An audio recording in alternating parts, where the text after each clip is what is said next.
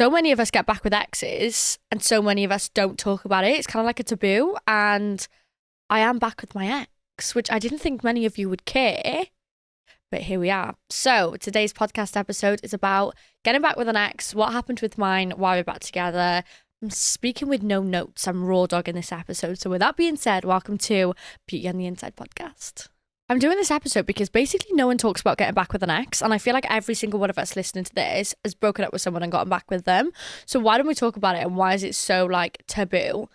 Like I said in the intro, I've got no notes. I'm literally just going to be yapping to you about my relationship. So if you're into that, buzzing. I put a little thing on my story earlier and it was like, what do you guys want to hear on the podcast? And there were so many people talking about like situationships and men and stuff like that, and I'm into it. Okay, so I'm going to give you a story time of me and Sam because maybe some of you may be able to relate. It might help you, whatever. So me and Sam got together at the end of COVID 2020 and we were both 20. Well, he was 19 and I was 20, cougar. And we met and I was working in Costa and he was a scaffolder.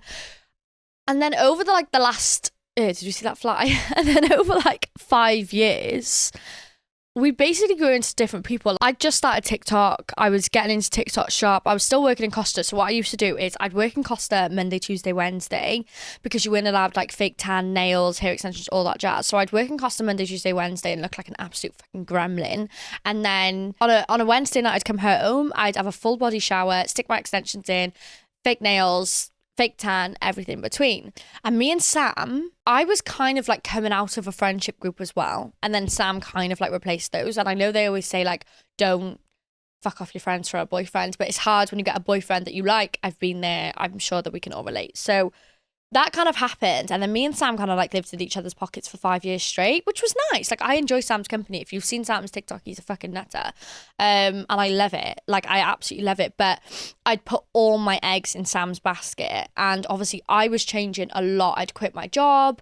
I was going to be an influencer full time. I was going to these events, going to Manchester, London, everything. And he did come with me for like, you know, a fraction of the time. But then eventually it was like, we'd done so much together. And even though he loved the events, I was kind of like, I need to make my own friends in the industry. I can't just keep relying on like going with my boyfriend and stuff like that. So like I was going to events, not on my own, but I was like finding friends and stuff like that. And he was going back to golf and stuff like that. And then, so like literally everything was fine. And me and Sam have these moments like where we just don't communicate. I don't know if anyone can relate. Like we just don't, if something's bothering you, you just push it deep down and you don't bring it up. And I don't know if that's just like, let me know if you relate to that. I don't know if that's just like a young person being in a relationship thing. Maybe your relationship has got more emotional intelligence and, you know, than mine, but we just didn't really speak about anything that was bothering us. And after 5 years, there's going to be a lot of stuff that fucking bothered each other. So why I made that TikTok was because I'd broken up with Sam a few times. And when I say like broken up with Sam, I mean like,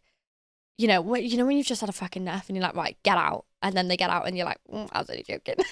So we'd been like on and off a couple of times, but it was always like me. I was like, you know, I'd be fed up, and like that was kind of like that's how I coped with things, was just like by being like, I don't want to be with you. Like that was my go-to, and that's so pathetic and so childish, because if you're someone younger listening to this now, you don't actually get your point across by throwing all your toys out the pram and just thinking that it would be easier on your own. It could, but you also need to think of like, what do you actually want to do? Don't just heat of the moment, you know, break up. So we were kind of like, I say on and off, but like, I don't know, some people call it on and off. I would just call it bickering at a young age. And obviously we lived together really young as well, because I had my own place. So Sam just came and lived with me like pretty much straight away. So like he'd just go back to his mum's and we'd be like, ah. Then in the summer last year, I didn't even know there was anything wrong. And this story might seem suspicious to any of you, to be honest. And like, this is exactly what happened and why we broke up. So I was down the van. We just bought the motorhome. And like, it was weird. Like, we just weren't getting along. Like, you know, I was lucky enough that I could buy a motorhome. Why is there so many flies in here? Is there a fucking door open or something? That was something that we always wanted to do. And like, I showed him that we'd bought the motorhome and he just like wasn't excited. It was just like, we were living in the same house, but we were living completely separate. It's like I couldn't even tell you what was going on in his days. He didn't know what was going on in my days. Like, and that's just not a way to live. Like, I'm telling you now, if that's your relationship, do something about it. Like, we'll talk through different things that we can do, but it's just not, we're too young and hot and fit to be in a relationship that we don't want to be in. So I was down the motorhome with Rolo. This was like the second time we'd gone away with it. Sam had been away with me like once in the motorhome, and then the second time we went, I only went local. And Sam had a night out on the Saturday, like it was like a planned night out, and then he was coming down on the Sunday. So I was like, that's fine. So he went to the pub, came home, rang me, like bearing in mind I'm in the motorhome on my own. I hope he doesn't mind me spilling all this tea, but I'm sure he won't mind. Well, he might, but fuck it. I've gone down the motorhome. Saturday night, rang him. He's like, I'm home from the pub. I go to bed now. No worries. The next morning, I've woken up and I've rang him at like 10 a.m. and no answer. And I was like, oh, that's weird. Anyway, waited until like 1 p.m. Belling off his phone. Like, what do you mean you've been out and you're not calling me? So ringing. He's answered the phone. He's like, hello. I'm like, hello. Remember me? And he's like, oh, I'm so hungover. I was like, why are you hungover? You were literally in bed by 10. And he was like, oh no, I went back out.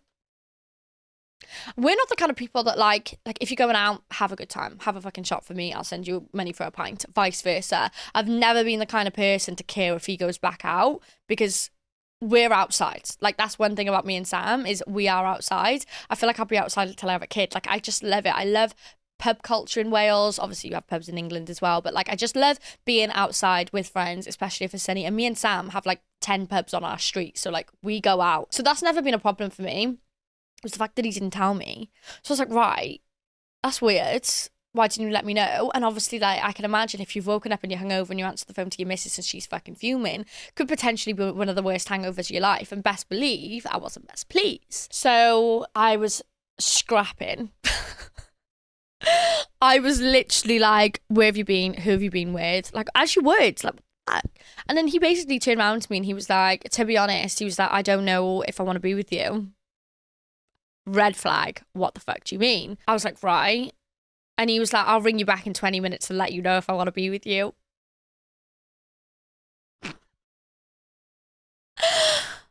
I said, I beg your finest pardon.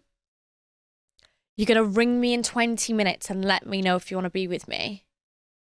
Well, I'll do you a favour. You can fuck all the way off. And that was that. Looked on the cameras. Sam's packing up all his stuff on a hangover.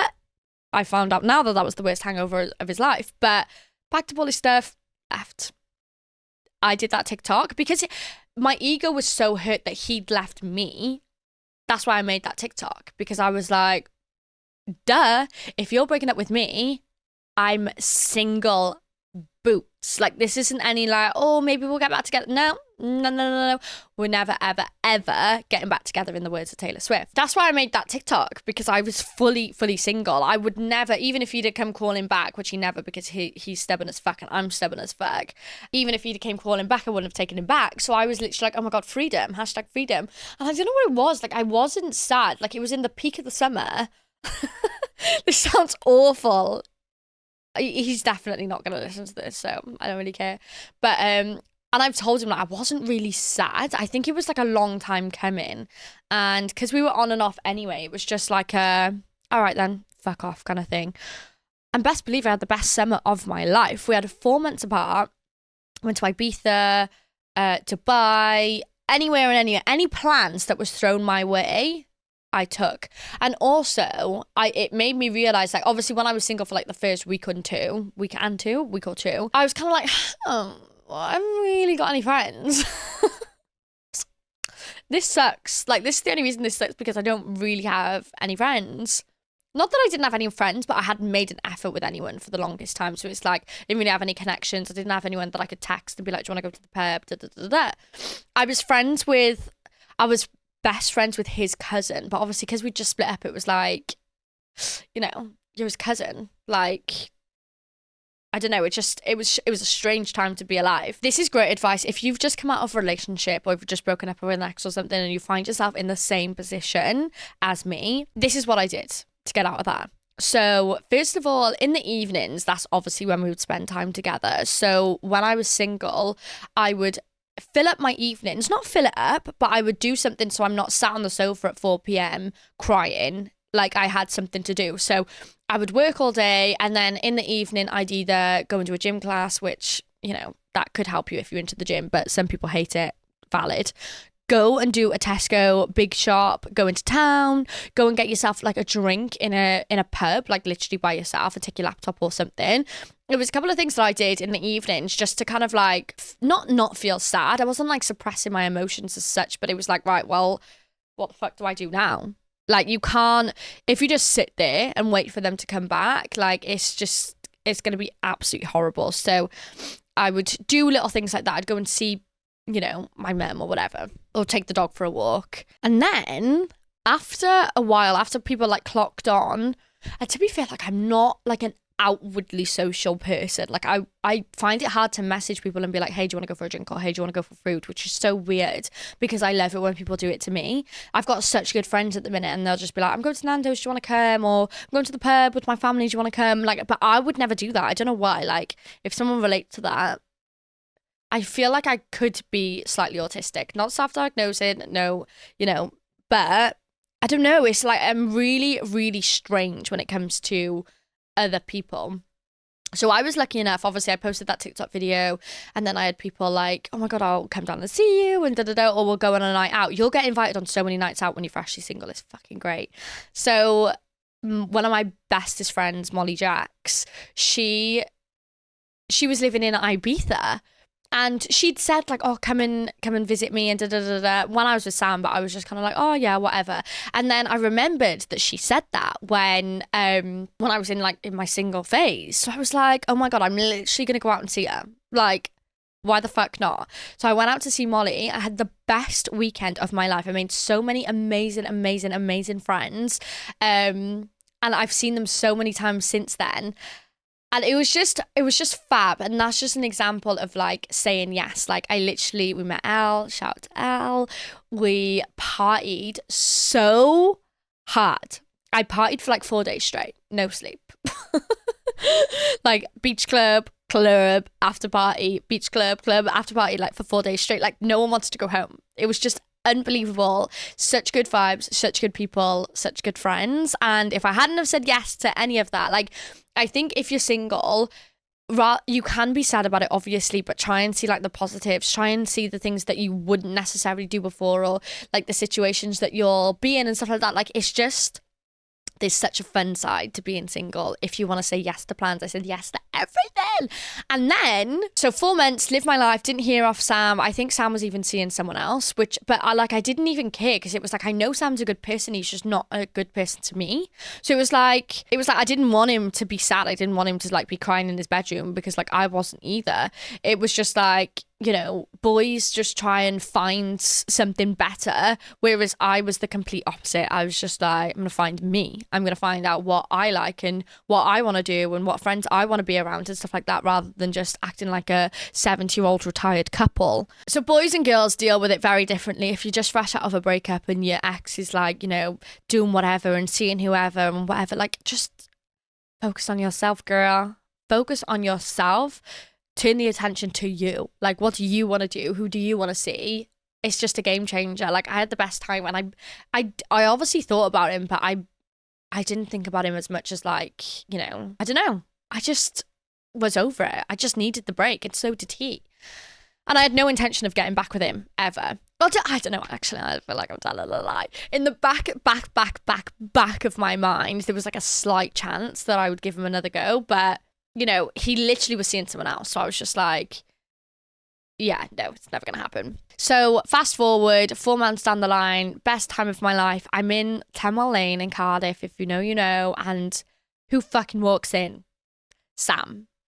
And bearing in mind, right, because he's left me, I am triggered. The first thing I've done after me and Sam have broken up, I'm straight down Iron and Cane's. Sam's broken up with me. He's a prick. I've slagged him off to anyone that would listen. So like Molly, all my friends that I had slagged off to the nines because I was triggered. Like, what do you mean you're leaving me? Like, okay. So slagged him off to the nines. So when he's walked into Peppermint, all my friends were literally like, get away. But I was like, no. I haven't spoken to this guy in 4 months. I want to see what he's doing. So all my friends are like pulling me away, and they're like, get away from him, get him away. And I was like, nah, I'm gonna hear him out. Anyway, long story short, we went home together. You know how it goes. So woken up the next morning, he's gone to work, so he left early. So I was like, whoa, that was fucking crazy. Let's hope that never happens again. No, I'm joking, but I feel like it just gets like that. Like, we had a yap and that was that. Gone home the next day and I was like, well, I'm not messaging him. Like, I just wasn't really like, I was dissociated. Like, I'd clocked out a long time ago from that relationship. So it's like, I just didn't really have like huge feelings for him anymore, because I just knew that we weren't getting along and I didn't think that there was a solution to that. You know what I mean? That was that. Anyway, he started messaging me. I was like, I don't know what I want to do. And long story short, we got back together. But the thing that was good about the breakup, and the thing that was like what we needed, was it was like when we seen each other for the first time after 4 months, it was like we had time to like think about what we didn't like about each other, and, you know, think about like, because like one of our biggest things was like, Sam's a scaffolder, I work from home. So like I'd be in the house all day. And then as soon as Sam comes in, he's been outside all day. So he wants to sit on the sofa and do nothing, whereas I've been sat on the sofa editing all day. So like I want to go out and he wants to stay in. And it was just like, we'd constantly, like, he'd get home from work and we'd just be sat on the sofa. And I was so bored of sitting on the sofa. When me and Sam first got together in 2020, he was the most ADHD crazy guy ever. And obviously when you first start dating someone, like, it is like that. Like, we literally got a blow up boat and went down the River Taff, which is like a river, obviously. And like, it was like an hour and like the boat kept popping, but we just like did crazy things. Like, we'd light fires and we'd go camping and fishing and like all this stuff. So like, to go from that to just, it was so boring. I was so bored, and he knows that now. Like, we both, you know, we were both in the same boat.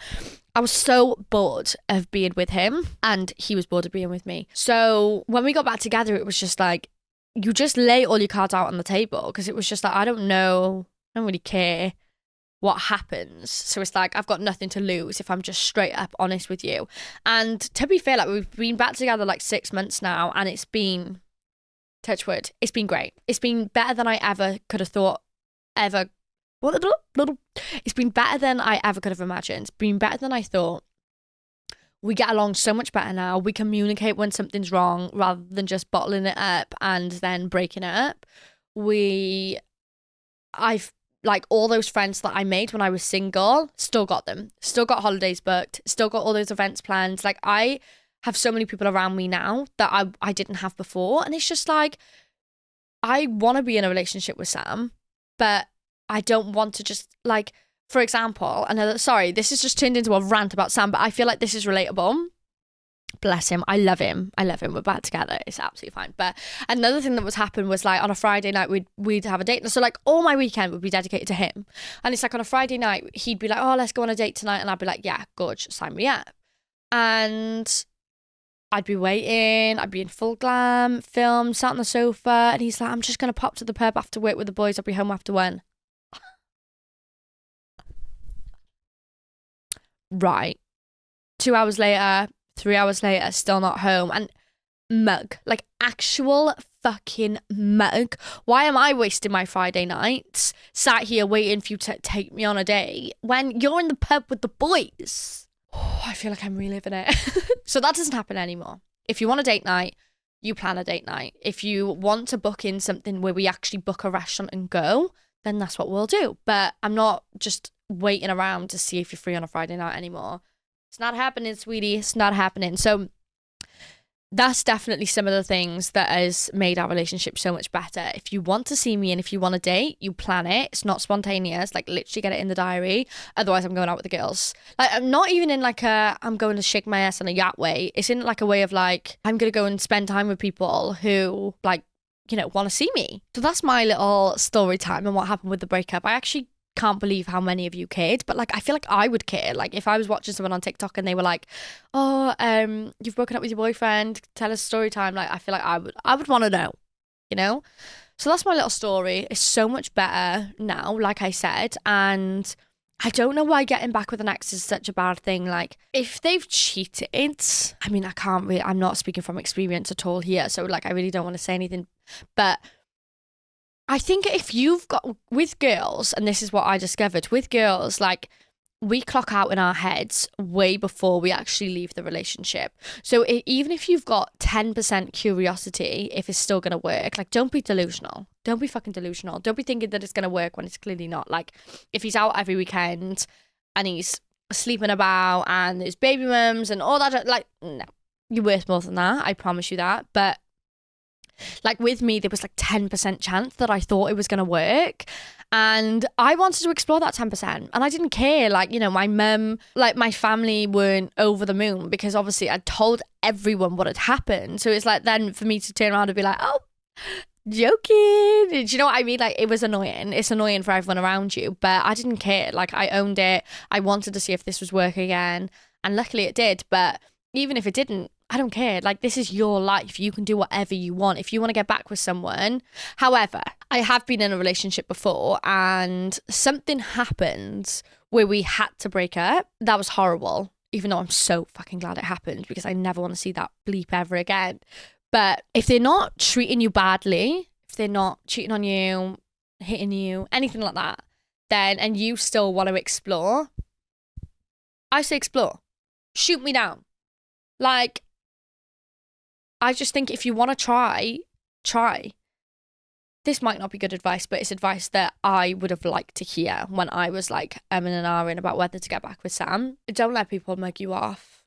Like, that is the bottom line. It's like, if you feel like you're being taken for granted, or don't let anyone mug you off. If you want to give it another chance, give it another chance, as long as they're not doing anything really, really bad.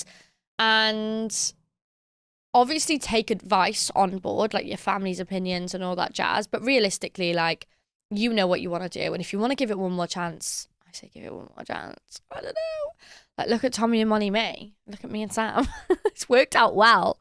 But yeah, I don't think that's like professional advice. I'm not a professional. Disclaimer. I haven't done my disclaimer yet. Disclaimer, I'm not professional. I'm just yapping to you and hoping that it does help you a little bit. When it comes to boys and situationships, I feel like I need to do a whole other episode on that. So let me know if you'd want an episode on that. And yeah, I don't know if that was a boring episode. I don't know if you liked that episode. Like I said, I had no notes. I had no pointers to give. Nothing. Just me yapping. So I hope you liked it. And the next podcast episode, I haven't decided what it's going to be yet, but I hope to see you there. And if you have any suggestions, please comment on whatever you're watching this on or whatever you're listening to this on, because it just helps me so much. And my podcast is so little and it's so new and it's so different. Like, I'm in a completely different category when I'm yapping about stuff like this. So it's just like, it's like a little pivot. And it would just be great to have some support. So I hope you loved this episode. Please follow, like, subscribe. You can contact us and you can see more of us on Beauty on the Inside, at Beauty on the Inside on TikTok and Instagram. And I feel like that was a bit of a shit episode. Please let me know in the comments if it wasn't, because I feel like I've given you no tools or advice or anything. But I love you so much and I'll see you in the next one.